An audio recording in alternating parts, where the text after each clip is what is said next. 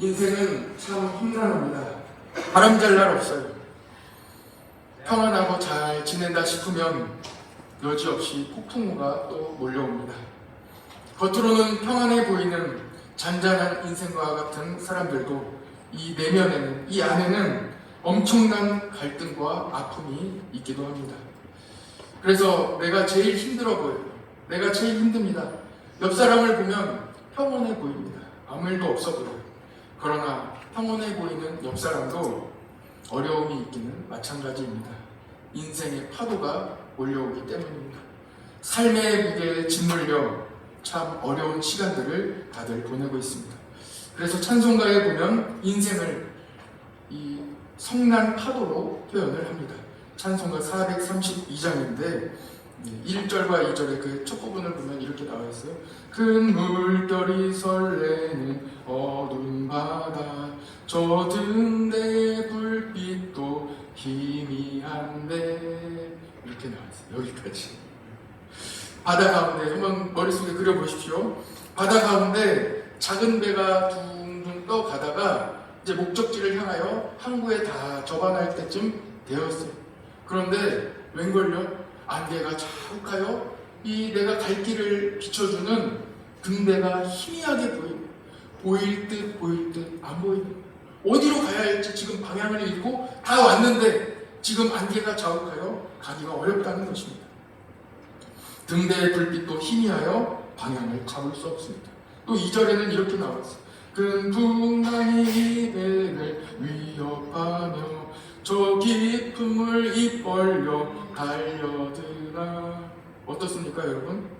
더 위험한 상황이에요.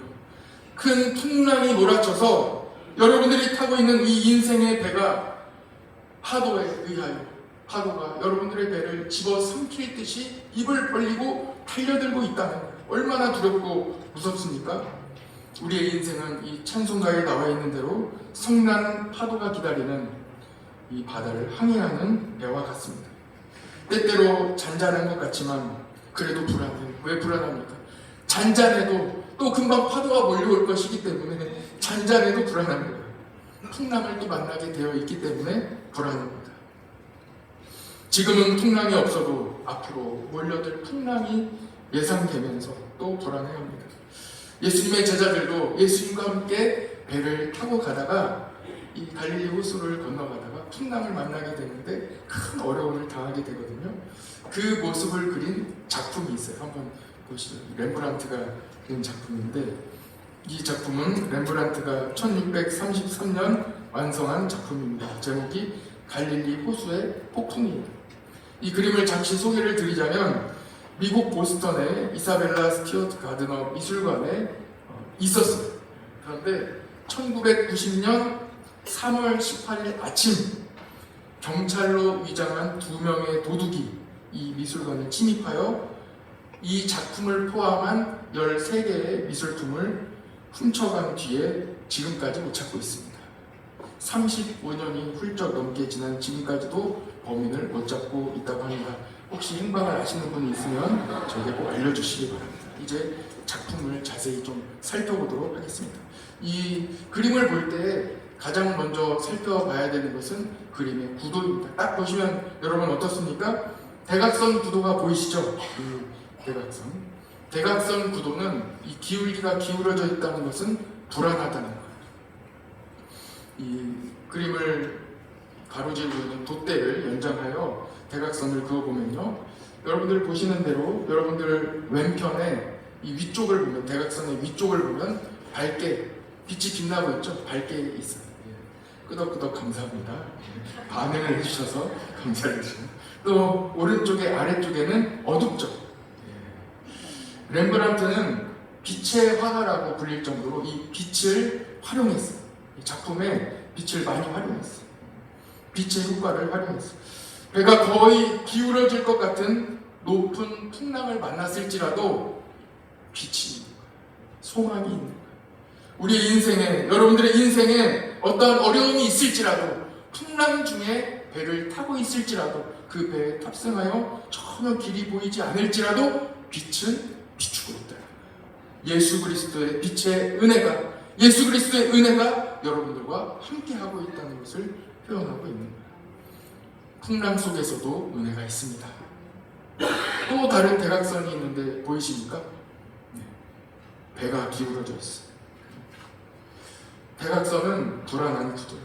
안정감이 없어요. 일단은 안정이 없어요. 배의 길이가 한 20m 정도 된다고 해봅시다. 그러면 뱃머리가 위로 올라가 있거든요. 뱃머리에 올라가 있는 저 맨 위에 있는 사람과 배 선 위에 배 맨 끝에 있는 사람과의 높이 차이는 가히 10m는 될 거예요. 그만큼 이 파도가 높이 치고 있는 거예요. 10m면은 한 3층 정도 높이 되지 않습니까? 얼마나 무섭고 불안하겠어요. 저 높이, 저 아래에 있는 불안함을 표현하고 있습니다. 폭풍 속에서는 불안합니다. 이번에는 배에 탄 사람들의 표정을 한번 살펴봅시다. 밝은 쪽에 있는 사람들이거든요. 이 배 앞부분에 밝은 쪽에 있는 사람들은 눈에 보이는 무엇인가를 다 붙잡고 있어요. 열심히 붙잡고 있어요. 왜 붙잡고 있겠어요? 떨어지니까. 떨어지지 않으려고 무엇이든 막 붙잡고 있는 거예요. 그 중에 제일 튼튼한 것 같은 배의 기둥을 잡고 있는 맨 오른쪽에 있는 제자를 한번 보십시오. 이분들이 다 제자들이에요. 바람은 이 제일 튼튼한 것 같은 기둥을 붙잡고 있지만 어떻습니까? 제일 바람을 세게 받고 있어요. 머리와 모든 것이 기울어 있고 제일 세게 바람을 맞고 있습니다. 눈에 보이기에 제일 튼튼해 보이는 것을 잡고 있어도 온몸으로 어려움을 당한다는 거예요. 어려움을 피할 길은 없습니다. 눈에 보이는 것 의지해봐야 제일 튼튼해 보이지만 배 일부에 불과합니다. 아무것도 아닙니다. 전체적으로 이 빛의 대조를 이루고 있습니다. 다음 그림 한번 보시죠. 앞에 탄 사람들은 밝게 빛나고 있습니다. 그러나 이 뒤쪽에 있는 사람들은 어둡다. 앞쪽에 있는 사람들은 밝은 곳에 있지만 무엇인가를 눈에 보이는 것을 열심히 붙잡고 있지만 헛된 것을 붙잡고 있는 거예요. 그 붙잡고 있는 것은 배에 불과합니다. 배가 침몰하고 같이 침몰하게 될 무엇인가 끈 하나, 그 기둥 하나 붙잡고 있어요. 그러나 그것이 이 배에 탄 제자들의 생명을 구원해 줄 리는 없습니다. 같이 침몰하는 것 중에 일부에 불과합니다. 그러나 뒷부분을 보십시오. 어두움에 사로잡혀 있지만 평안히 자리에 앉아 있는 것. 누가 계셔요? 거기에는 예수님이 계세요. 예수님이 계시기 때문에 평안히 앉아 있는 거예요. 주변은 어둡지만 예수님과 함께 평온하게 있습니다. 이 작품에는 비밀이 하나가 있어요. 여러분들 집에 가셔서 한번 작품 검색해 보시고 배에 탄 사람을 한 사람 한 사람 이 사람의 숫자를 세보세요. 제가 어제 여러 번 세봤거든요. 예수님을 제외한 제자들은 몇 명입니까? 12명이죠. 12명인데 배에는 예수님을 제외한 13명이 타고 있어요. 한 사람은 누굴까요? 예수님 제외하고 12명이 타고 있는데 13명이 그려져 있는데 한 사람은 누구냐면 렘브란트 본인을 그려놨어요. 본인이 항상 쓰고 다니는 이 모자를 딱 그려놓고 그리고 모자를 붙잡고 있어요. 집에서 한번 찾아보세요. 모자를 붙잡고 줄을 하나 딱 붙잡은 다음에 누구를 보고 있어요? 예수님을 보고 있어요. 나도 예수님의 제자가 되어 예수님을 바라보고 예수님과 함께 이 평온함 가운데 살아가겠다는 그런 의지가 이 작품에 담겨 있습니다. 이 작품은 공관 복음서, 마태, 마가, 누가 이 세 복음서에 다 적혀 있는 이 하나님의 말씀을 그림으로 표현해 놓았습니다. 예수님과 제자들이 함께 배를 타고 갈릴리 호수를 지나고 있습니다. 그때 큰 풍랑을 만나 어려움을 만나게 되는 거예요. 그런데 그때 예수님은 어떻게 하고 계십니까? 주무시고 계신 거예요. 큰 풍랑이 와서 배가 거의 뒤집힐 정도로 어려움에 빠져 있는데 예수님은 주무시고 계신 거예요. 예수님은 어떻게 풍랑 속에서도 주무실 수 있습니까? 너무 피곤해서 주무셨을까요? 아니요. 아무리 아무리 피곤하셔도 이 풍랑 가운데 이 작은 배에 타서 잠을 잘 사람은 아무도 없을 것입니다. 예수님은 어떻게 이런 풍랑 속에서도 주무실 수 있었는지 그 다음 말씀을 보면 우리는 알 수 있습니다. 제자들이 이 풍랑 가운데 주무시고 계신 예수님을 깨우는 거예요. 예수님, 예수님, 살려주세요. 우리를 살려주세요. 우리가 죽겠습니다. 살려주세요. 그때 예수님께서 이렇게 대답하십니다. 어찌하여 무서워하느냐? 믿음이 작은 자들아. 어찌하여 무서워하느냐? 곧 일어나사 바다와 바람을 꾸짖으시니 바다와 바람, 이 풍랑이 어떻게 된지라? 잠잠해진지라. 예수님은 누구십니까? 예수님은 어떤 분이십니까? 바다와 풍랑, 바람을 잠잠케 하시는 분이에요. 그래서 예수님은 주무실 수 있는 거예요. 예수님은 풍랑에도 주무셨습니다. 왜냐하면 예수님은 풍랑도 잠잠케 하시는 분이기 때문입니다. 교인은 풍랑 중에도 잘 잡니다. 어려움이 있어도 밤에 잠만 잘 자요. 예수님께서 인생의 풍랑을 잠잠하게 해주실 줄로 믿고 평안하게 자는 것입니다. 우리 성도들 밤에 잘 주무시기를 축복합니다. 저도 잘 자요. 머리만 닿기만 하면 골아 떨어지시기를 축복합니다. 오늘은 아직 없으신 것 같은데 평소에 주무시는 분들도 있어요. 평안을 주시기 때문에 좋습니다. 인생의 거대한 풍랑을 만난 분이 계십니까? 오늘 예배드리러 오신 성도님들은 풍랑을 잠잠하게 하시는 분이 예수님이심을 믿고 평안하시기를 축복합니다. 어떤 상황에서도 예수님께서는 성도님이 당한 그 풍랑을 잠잠케 하실 것입니다. 풍랑을 만나면 누구나 불안해요. 왜 불안합니까? 내 마음대로 움직이지 않기 때문에. 왜 이러지? 내 마음대로 배가 움직이지 않기 때문에. 잔잔할 때는 내 마음대로 배가 움직여요. 내 마음대로 자동차가 움직여요. 그런데 풍랑이 왔을 때는 운전대가, 이 키가 먹히지를 않는 거예요. 오늘 렘브란트 그림 한번 봅시다. 앞으로 이제 큰 화면이 되면 여러분들 잘 보일 거예요. 키를 힘차게 잡고 있어요. 그런데 어떻습니까? 힘차게 키를 잡고 있지만 풍랑 가운데에는 그 방향대로 배가 움직이지 않아요. 그러니까 이렇게 반응하는 거예요. 이게 아닌데? 어떻게 하지? 왜 이러지? 이상하다? 이런 반응이 나오는 거예요. 폭풍 속에서는 인생이 내 마음대로 안 됩니다. 여러분, 세례는 무엇입니까? 세례는 내 인생이 내 마음대로 되지 않는다는 것을 인정하는 거예요. 그리고 내 운전대를, 내 키를 예수님께 맡겨드려요. 그리고 예수님께서 내 인생을, 방향을 결정하시고 예수님이 가시는 대로 내가 따라가겠다는 거예요. 그것을 인정한 사람들이 믿음을 고백하고 그리고 온 교회 앞에서 받는 이 예식이 바로 세례입니다. 세례는 예수님을 구주로 고백하는 것입니다. 예수님의 십자가가 나에게 영향력이 있음을 인정하는 거예요. 예수님이 풍랑을 잔잔하게 하시니 풍랑 속에서도 안전하다는 것을 의지하는 것입니다. 더 이상 불안하지 않아요. 우리 같이 한번 해볼까요? 나는 안전합니다. 여러분은 안전합니다. 어떤 풍랑이 와도 안전해요. 이 말씀을 가장 직설적으로 말씀하고 있는 그 말씀이 바로 요한복음 20장 오늘의 본문의 말씀이에요. 제자들은 불안해합니다. 예수님께서 십자가에 달려 돌아가시고 아무도 없어요. 그동안 예수님을 따라 살아갔는데 예수님께서 십자가에 달려 돌아가셨어요. 불안해요. 예수님을 십자가에 매단 그 유대인들이 제자들을 찾아와 자기들도 잡아갈 것 같아요. 그래서 너무나도 불안해요. 그래서 제자들이 한 곳에 모여 모든 방문을 다 걸어잠그고 창문도 닫고 문도 걸어잠그고 또 방문도 또 걸어잠그고 다 폐쇄하는 거예요.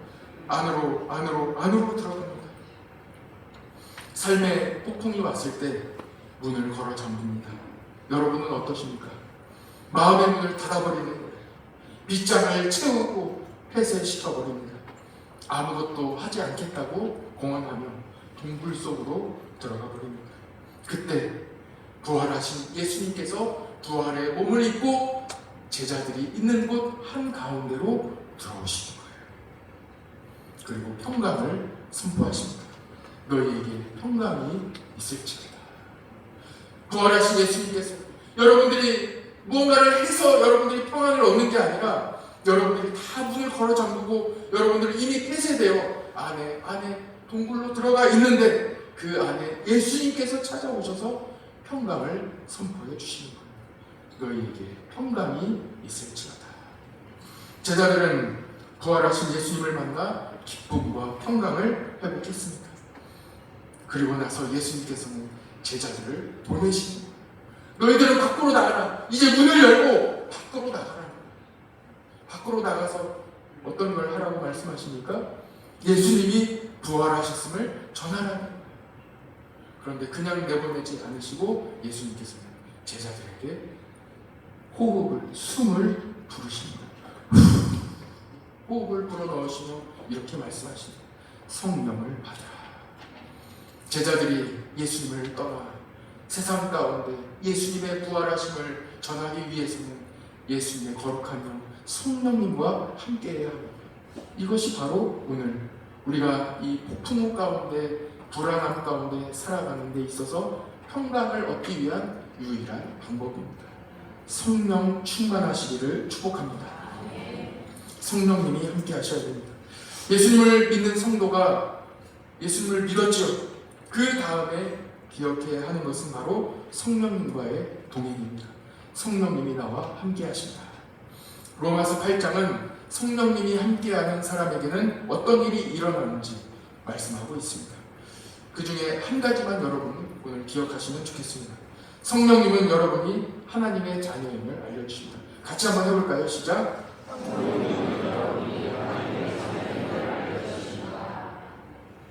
로마서 8장 16절에 보면 성령님이 친히 우리의 영과 더불어 우리가 하나님의 자녀인 것을 증언하시나니.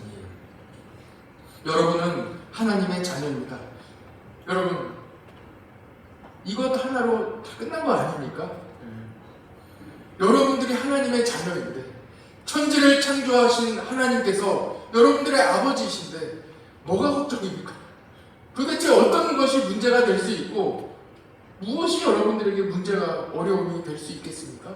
하나님이 여러분들의 보호자가 되시고 여러분들의 길을 인도해 주신다는데 뭐가 걱정입니까? 로마서 8장 14절을 보면 무릇 하나님의 영으로 인도함을 받은 사람은 곧 하나님의 아들이라. 성령 받은 사람은 하나님의 아들이고 하나님의 딸입니다. 우리 같이 해봅시다. 남자는 하나님의 아들이라고 하시고 여자는 하나님의 딸이라고 하십시오. 시작. 나는 하나님의 아들입니다. 한 번 더 해볼까요? 나는 하나님의 아들입니다. 여러분들은 하나님의 아들이고 하나님의 딸입니다. 그래서 여러분은 하나님을 아빠, 아버지라고 부르는 거예요. 예수님이 우리에게 기도를 가르쳐 주실 때에도 그렇게 가르쳐 주시는 거예요. 너희는 이렇게 기도하라는 거예요. 하늘에 계신 우리 아버지, 아버지의 이름을 거룩하게 하시며 아버지의 나라가 오게 하시며 아버지의 뜻이 하늘에서 같이 땅에서도 이루어지게 하소서. 예수님께서는 하나님을 우리에게 아버지로 알려주십니다. 나에게 하늘에 하나님께서 아버지이신데 너희들에게도 아버지시다. 너희도 아버지로 기도해라. 그리고 마지막에도 한 번 또 나오는 거예요. 나라와 권능과 영광이 영원히 아버지의 것입니다.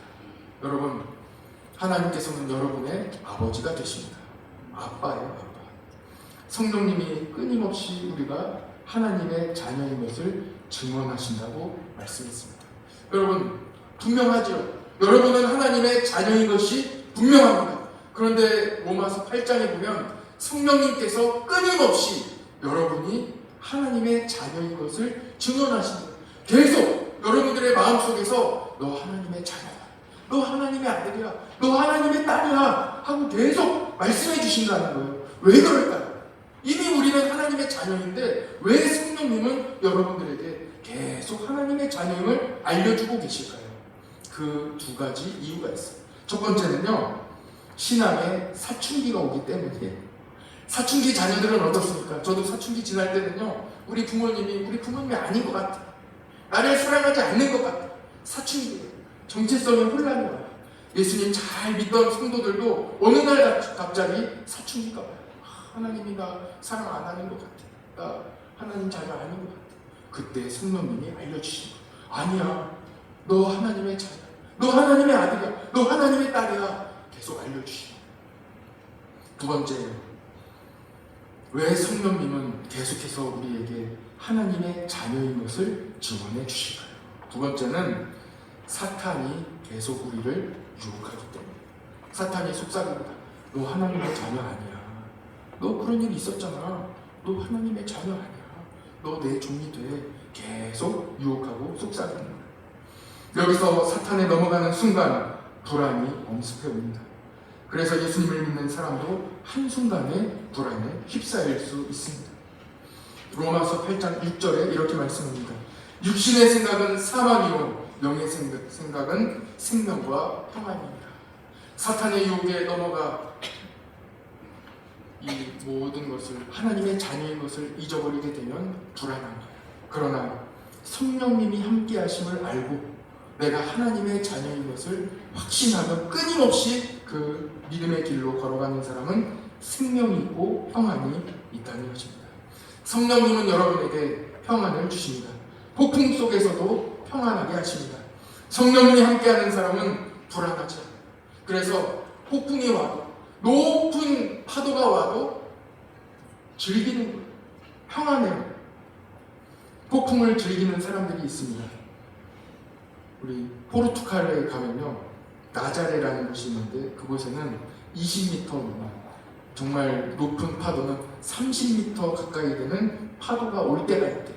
그래서 이곳에서는 이 파도를 타기 위해서 높은 파도가 온다 그러면 전 세계 서퍼들이 와서 파도를 탄다는 거예요. 한번 영상을 한번 보시죠. 믿음의 열심입니다. 30m 파도가 왔어요.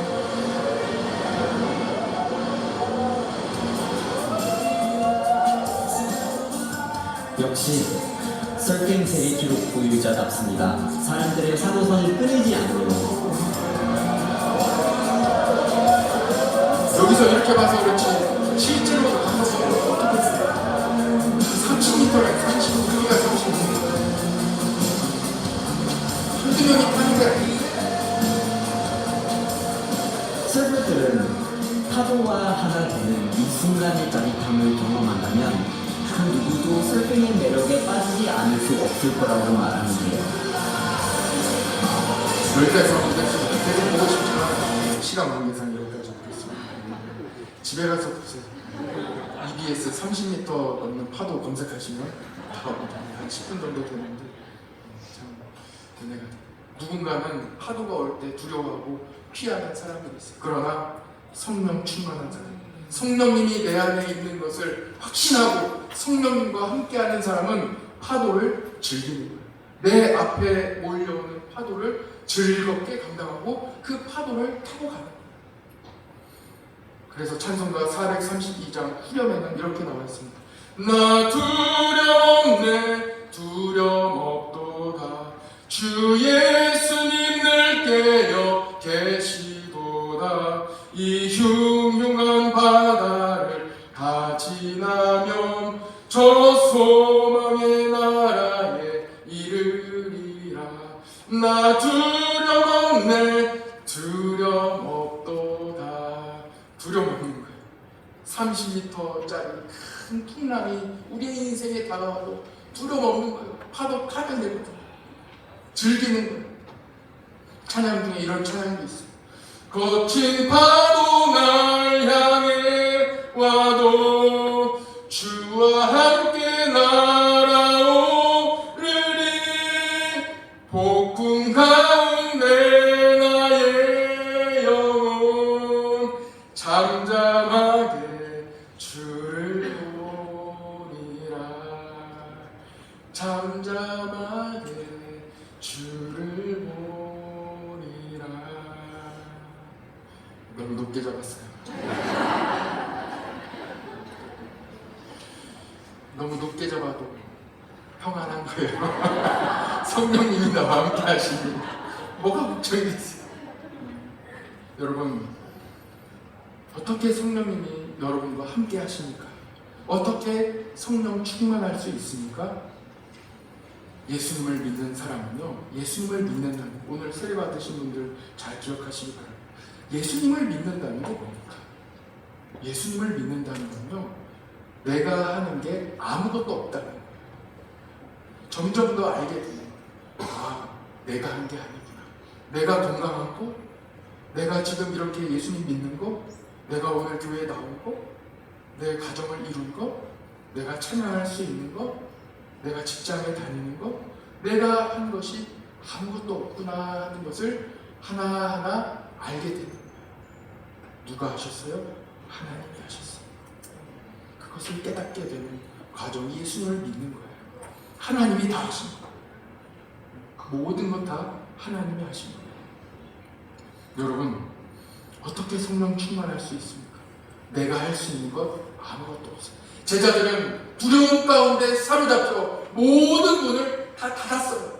문 닫는다고 내가 동굴로 들어간다고 성령 충만해집니까? 아니에요. 제자들이 한 것은 아무것도 없어요. 누가 찾아오셨어요? 예수님이 찾아오신 거예요. 부활하신 예수님이 여러분들에게 다 찾아가시는 거예요. 그리고 어떻게 하십니까? 예수님이 여러분에게 성령을 부어주시는 거예요. 여러분들이 우리가 하는 것은 아무것도 없어요. 그래서 예수님 믿는 사람은 다 성령님이 함께 하시는 거예요. 성령님이 나와 함께 하시는 거예요. 이것을 믿고 성령님께 모든 것을 맡기고 살아가시기를 바랍니다. 같이 해봅시다. 성령님이 나와 함께 하십니다.